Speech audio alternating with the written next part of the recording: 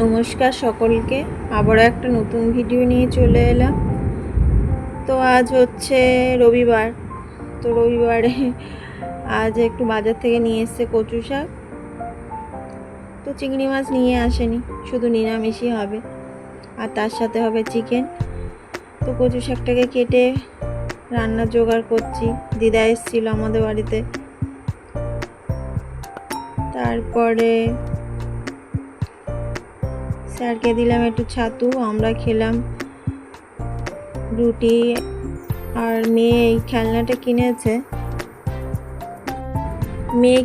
এই খেলনাটা ওর বড় মার কাছ দিয়ে। তো সবাই মিলে ওকে বকা হচ্ছে, ও তো কেঁদেই যাচ্ছে। আর যখনই রাস্তায় যাচ্ছে তখনই একটা করে খেলনা নিয়ে আসছে, মানে এটা দেখলেই কিনবে, ওটা দেখলেই কিনবে। বাজারের মধ্যে বাড়ি হলে যা হয়, এই হচ্ছে কথা। সবাই মিলে বকা হলো, ও একটু চুপ করে গেল। এবার খুলে দিতে বলছে।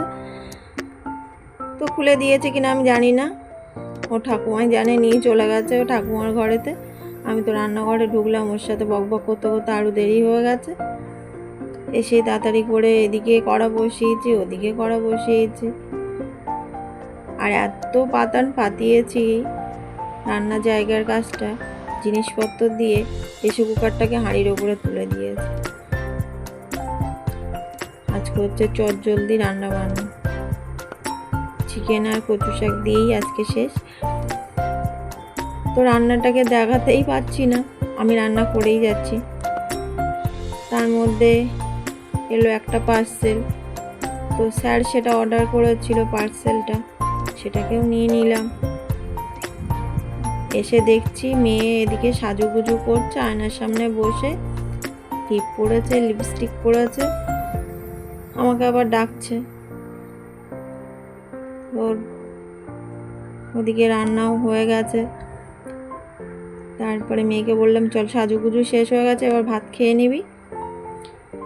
খাওয়া দাওয়া সেরে এখন তিনজনে বেরিয়েছি রাস্তায়।